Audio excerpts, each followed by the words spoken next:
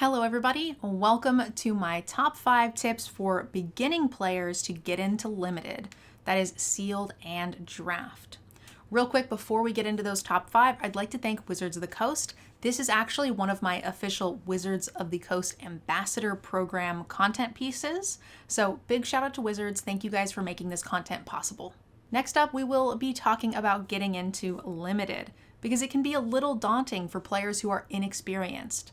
Unlike Constructed, you don't get to just play infinitely on the ladder, you don't get to go to your local card store with your home brew and play all night with your friends. There is always an entry fee associated. So it can be tough for players to get into the game feeling like there's so much at stake. So the goal of this video is to help give you confidence and give you tips that will help prepare you to get into those limited events. The first tip we're going to talk about is something you can actually do before a new set releases. And that is take a look at some content from creators that are producing set reviews. There are a lot of options available to you guys. I'm going to show you a few right now. This is Jim Davis's channel. He does both a Twitch and YouTube set review for Limited and Constructed. Lots of information here, goes over every single card and lets you guys know whether he thinks that these cards will be usable or not in Limited. So this will help you get into your either pre-releases, your local game stores, or arena matches, already having some experience with these cards and deciding whether they're good. You can also take a look at Limited resources. They are known for this type of content. They have wonderful set reviews. They have one of the best players in the world, LSV, and one of the Wizards of the Coast announcers, Marshall Sutcliffe. And then you guys can also check out Channel Fireball, where LSV does his article set reviews. This is a good resource for anyone who needs a little bit of help deciding what cards are playable in Limited. I also do set reviews both here on YouTube and Twitch you guys can check out, and there are a ton of other resources that you guys might find helpful. Please leave a comment down below because if you like them, chances are others will find them helpful as well. So now that you guys have been able to take a look at the set with a professional who knows a lot about the format, let's go ahead and talk about the next step, which is getting into the game in a way that is low pressure. And I think the best way to do that is at your local pre-release. Building sealed pools oftentimes are a little bit easier. You have continuous construction, which means you can build in between rounds, change things as you see needed, and they're often low pressure, meaning people will help you build, people will help you play. Triggers are always missed at pre-releases because the cards are brand new, everyone is making mistakes. Also, local pre-releases tend to have a pretty flat prize pool, meaning that even if you don't perform the best, you're going to be getting some prizes and you'll be getting your money's worth in packs. It's sort of like going to a local store and just buying 7 packs. Pretty low pressure as far as playing Magic goes when you are paying for an entry fee. But some of you might not be able to play at your local store, or maybe you've played and it's time to get into Arena. My third tip is to play Quick Draft versus any of the other formats you might find. I still think Sealed is really good, but there's only one type of Sealed on Arena, so you don't need my advice there. But it has the same sort of continuous build, no time limit structure, so that is always great. But when choosing between drafts, I recommend Quick Draft for new players or anytime you're starting a new set for the first time. So when you click on limited events, you'll get something similar to this depending on the set that you're in, and you'll see Premier Draft, Traditional Draft, and Quick Draft. There's a lot of different drafts. You might even see a cube as well. I always recommend Quick Draft. The reason for that is you can go ahead, just purchase your entry, and there is no time limit at all. You can take all the time you need to read all of these cards, which is super, super helpful if you're not very familiar with the cards. Having this little timer down here at the bottom corner that will eventually run out and auto pick for you can be really stressful. And cards these days have so much text on them, it's nearly impossible to read them all if you have a timer. This also gives you the flexibility to send a screenshot to your friends, have other people help you choose, maybe look up a card and have an article set review next to you. There are so many things you can do when there is no timer involved. So I think jumping into Quick Draft is super important. Now, one of the downsides to Quick Draft is that it is 2 to 3 weeks behind the new set. So when Ixalan first hits Arena, it will only be available in Traditional and Premier. But 2 to 3 weeks later, it will be available in Quick Draft. So if you're waiting for Quick Draft, what do you do in the meantime? And that actually brings me to my fourth tip, and that is watch content creators. Let them get the hands-on experience that you can learn from. Watch us make mistakes. Watch us get 7 wins and see what is working for us, and then try to imitate that yourself. Getting to hear the creator's thought process on their decisions can be super helpful to you. And maybe they make a decision and then make huge mistakes, or the deck doesn't pan out. You can take that information and change it when you get into your drafts. Now, to sort of help show you guys this, I am going to blitz through this draft. We won't be doing gameplay today, but you guys can check out my normal draft videos for that if you're interested. But we're going to blitz through this draft, and then we're going to go through the basic goals of what you're looking for during the drafting process, and that is my 5th tip, and that is to know your goals going into the draft and during the build. So before we get started in this, we're going to go over those goals and see if we can draft and fulfill each one of those. The first goal for new players is to try to stay within 2 colors. Some sets you do want to splash, or splashing can be good, but it is tough to build a mana base, it's tough to build a good deck. So if you're inexperienced with a set, I would say try to stay within 2 colors. The second goal for new players when drafting is to have a reasonable creature count. That is between 12 and 16. You can have more or less, that is not unreasonable. But as a new player, you're not really looking to be an 8 creature deck. Goal number 3 is to have 3 to 5 pieces of interaction. Again, this is changeable based on the type of deck you're building, but as a new player, it is a good starting point. The fourth goal is to have a solid curve. You want things to do early, late, and most of the cards you want to use in the middle of the game, because you don't want to get ran over by making no play turn 2 and 3, and you also want to have high impactful cards late in the game, but you don't want to have a bunch of those in your opening hand, so you need to keep them sort of moderate, and that is called having a good curve. And the final one is your goal is to have 17 lands. You can go down into 15, you can go up to 18. And if you guys have drafted before, that maybe seems super obvious, but I see a lot of people at pre-releases having, 25 or 13 lands because they don't feel like they need that many. If you think you only need 5, having 13 seems enough, but you're not going to draw 5. So make sure you stay within those goals or around those goals. Let's blitz through this draft. I'll be kind of just stream of consciousnessing my thoughts out to you guys, and we'll see if we can get something going. So right out of the gate, I know there are some good cards here. Join the Dead and Guardian of the Great Door. Both cards I really like, but to me, removal is king. Premium removal, hard to find. So we're just going to take that black card and snap it off. Couple of cool options here. We have the Malamet Warscribe. This is a token heavy sort of archetype, so that's a really cool payoff. You make a lot of saprolings, a lot of gnomes, so that can be really fun. We also have the Akawali. It's not a strong signpost card, but happy to take it. I think I want to go Warscribe. Let's build some tokens. Tokens are always really fun. Immediately a little punished. Not a lot here in black or white, but the Glorifier of Suffering is a sort of signpost common here. You want to have creatures to sacrifice, you'll get tokens, so we'll take that. A second Glorifier of Suffering, or we can take a Deadweight. I'm a huge fan of the removal. It triggers Descended. There's a lot you can do with it. The Market Gnome and the Might of Ancestors, not really what I necessarily want to be doing. If Might wheels, I would take it, but I'm not going to take it over a Join the Dead. Couple of interesting picks here. Defossilize is pretty cool. Archaeologist gets back a fair number of things in this deck. We have the Gnome for fixing if you want to sort of hedge your bets on getting a splash color. But remember, as a new player, we're not really trying to focus on splashing right now. We're going to take just the best card for us. I'm going to go ahead and take the Defossilize. I think there are a lot of really fun things you can do with it.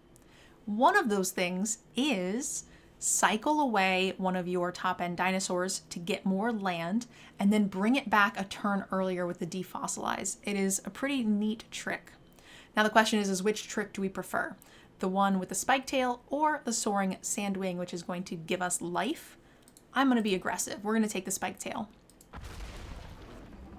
Looking good. We have Tithing Blade, a little bit of cheap removal and grindiness. We also have Adaptive Gem Guard, Cosmium Blast as removal, so we have good options here. Unfortunately, we're not really currently seeing what we need for the Adaptive Gem Guard, and we don't have any good premium removal, so I would rather take the Cosmium Blast for the Tithe, and because we're seeing mostly black, I think I'm going to take the Tithing Blade.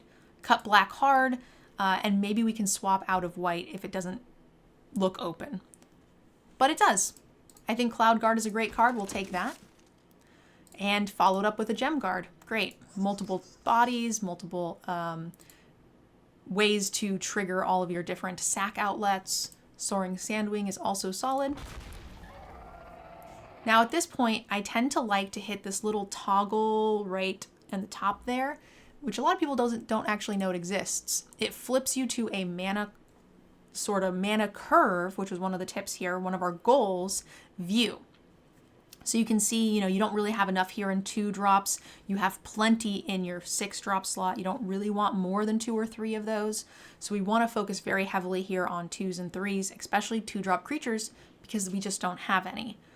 Compass Gnome is a great choice for that. Also allows us to potentially splash. Might of Ancestors did wheel, so we can take that as a really cute option. Hidden Necropolis makes your lands work for you in the late game when you are no longer able to draw enough cards when you start to run out of gas. You can use those lands to find more permanents for you to battle with. Filler, we don't need blue, we don't need red, we're not keeping any of these. Okay, interesting choices here. The Bringer of the Last Gift. I did play this in a sealed.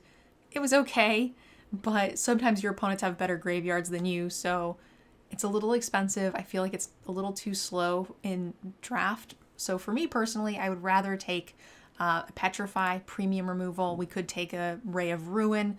I think those two things are kind of interchangeable. I find Ray of Ruins go much later.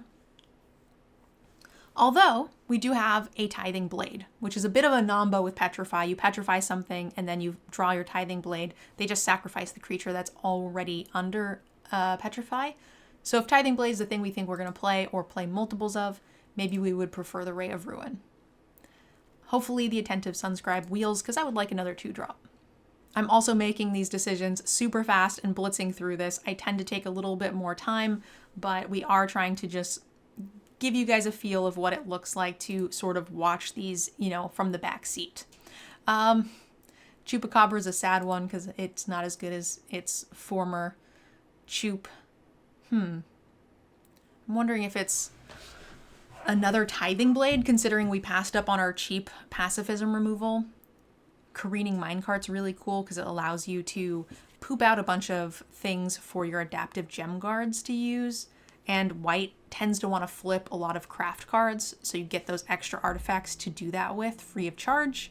I think the strongest card is probably going to still be the Chupacabra. Sad about it, but I think that's what we'll take. All right, Tinker's Tote. This is exactly the kind of card we want that goes really well with our Malamute Warscribe. It offers you an artifact to put into the graveyard for your Chup. So yeah, this does everything we really want to be doing here. Some interesting choices here. I really like the Landmark. I like the Deathcap Marionette, but I like Careening Minecart more. We're going to take that. Second Tinker's Tote over the second adaptive Gem Guard. Also, Ruin Lurkerbat is an option with the Might of Ancestors, but I'm more interested in the Vigilance Bird if we can find it. Tinker's Tote, real key for what we're trying to do in this deck. Honestly, Brood Rage, kind of a medium card, but works really well with what we're doing here. Tinker's Tote, woohoo! We did get a 2-drop that's very solid. Not much else here for us, so the wheel on this is going to be really bad. Second Adaptive Gem Guard, great with the double Tinker's Tote. We are blitzing through this. We have the Bouncing Pup, which is really cool to protect your stuff from removal. It also returns a permanent, so you can return the Tinker's Tote. You can return the Chupacabra. That's really neat. So you have some good options there. The question is do we feel like we need this 2-drop? And right now we sort of have 2 2-drops. So the answer is yes. But I think I'm still taking the pup because I'm really greedy. And we'll get rewarded with another Adaptive Sunscribe. Could also take the Landmark, but I think I want to finish out my 2-drop slot here. So this gives us at least 3. We feel pretty comfy here now. I will take a Tithing Blade. It's a good 2-drop. Kills there too. Pretty happy here. We could take Promising Vein. It's an okay fixer. It comes into play untapped, but it also makes you tap extra land to search out what you need. We probably won't be splashing, but just in case we do. Landmark Wield, great. So now we have our 2s, everything is coming together. A 3rd Adaptive Gemguard Wield. This card is seeing less play than it did in the beginning, but this is kind of the deck for it, so I'll take it. And we are not playing these cards. Into the sideboard they go. Next up, we have a Roaming Throne. It's an okay card, doubles some of your triggers, which you might find helpful. Sometimes there's a few creatures, but most likely, you know, there's not a creature type that really has a ton of triggers. So you're just pairing this with like Chupacabra or Dinosaur or something along those lines. Other choices would be like another Chupacabra, a Cloud Guard, but we have lots of 4s, so we don't really need any of them. This might sound a little weird, but I actually think the thing I will take, which I suggested you guys not do, is the Master Guide Mural and take it as a splash. We have some fixing in the deck already with the Compass Gnome, the Careening Minecart, and the Promising Vein. I think it's the strongest card. We have a lot of artifacts that can flip with this, so I think it feels good. This might be a thing that we want to use. We have 3 Gem Guards, a Gnome, 2 Tithing Blades, 2 Tinker's Totes, 2 Sunscribes, Careening Minecart. Like, a lot of things will activate this. I feel like it's better than the average 4/4/4 that we can't utilize well. Quicksand Whirlpool, premium removal. You could see an argument for any of these, but I think we are okay on creatures. We're okay on 3-drops. I'll take the removal. Archaeologist is really cool when you're focusing on adaptive gem guard strategies because it is a very powerful card. They're going to spend their removal on it, and getting that back for free is pretty premium. We could take a 2-drop to round us out. I do think the Dauntless Dismantler is pretty cool. I can go either way on this. Let's take the built-in artifact removal. I think we might be able to get another Archaeologist. Oh, Bat. Bat is really cool. I'm sad to see it in the same spot as Join the Dead, but the more I play against Bat, the more I like it. I have lost many games to people top-decking Bat and just crushing me, and my 2-drop slot is a little weak, so we'll take that. Sad to see Join the Dead. I would have never not taken Join the Dead here until now. But my deep respect for Bat has grown. Brood Rage, okay card. Filler, maybe we play a Brood Rage over a 2nd Gem Guard. We're not as wide as we would have liked. We have another 2-drop, but I don't think we need it. I would rather take the Hidden Necropolis because we don't have enough card draw. Oh, Tinker's Tote and the Miner's Guidewing. Tinker's Tote, but sad about it. Here's another Go Wide Pump Spell. Probably won't make the cut, but... And we're just gonna blitz the rest of this out because there's probably not a lot for us. Landmark might see play. Again, guys, I recommend you take a lot more time. I probably made some mistakes. When I edit this, I'm gonna be like, oh, why did I take that? Because I was not paying attention. Okay, so here is the deck. Let's go ahead real quick and just briefly go over those goals from our 5th tip. So the first goal was 2 colors. We kind of stayed in that. I think we have an okay fixing for this 1 blue card. I will probably run it. Tip number 2 is the 12 to 16 creatures. Let's take a little peek here. We have 16, but we do have cuts to make. We have 9 cuts because we want to stay within 40 cards. 17 lands is what it autofills here. The only reason we would change it is if we removed all of these expensive cards. Let's say our deck looked something like this. 2 5-drops at the top, we can go down to 16 lands. That's not what our deck will look like, for sure. These are good cards. We want to keep them in. Tip number 3 here is pieces of interaction. So you have Tithing Blade, which is weak interaction, but okay.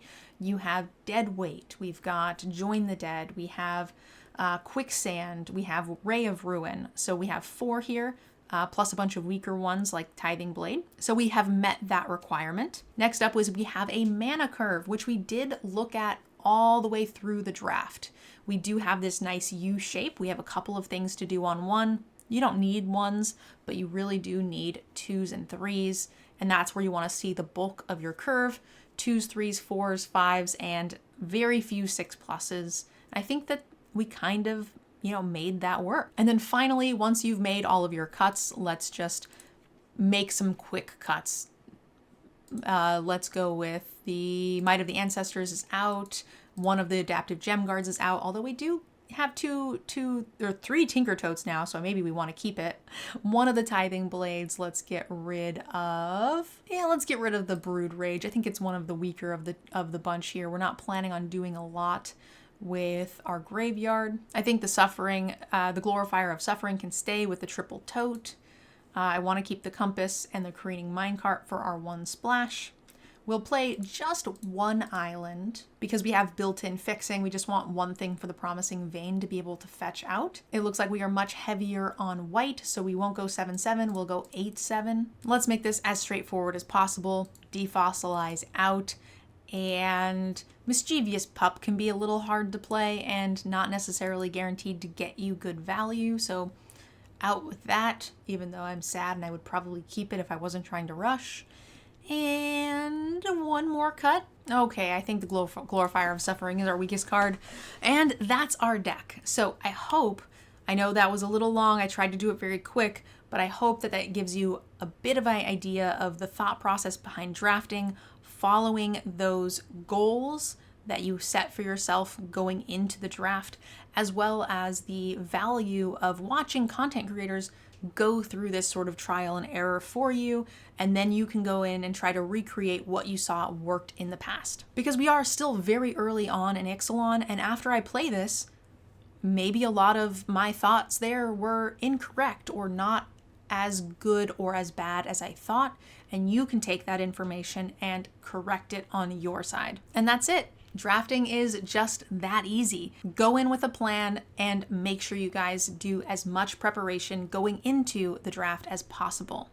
The last thing I want to mention that isn't a top 5 tip or a top 5 goal is have fun. If you guys aren't enjoying playing, then it's not worth doing. Magic the Gathering is a game. It's a hobby. It is a thing we all enjoy. For me, it's even a job, but the most important thing is that you are having fun. Draft what you like, and if drafting puts you in a stressful situation where it is sort of mitigating that fun that you could be having, don't do it. Just play Magic the way that you enjoy playing. And that's it. That's the end of this video, guys. I hope these tips were helpful for you. I hope seeing me blitz through a partial draft process was useful. Leave me a comment down below if you guys have any other tips or resources you would like to share with others who are trying to get into draft. And again, a special thank you to Wizards of the Coast and the Ambassador Program for making this content possible. I really do appreciate it. And that's it, guys. Thank you again. We'll see you in the next one. Bye.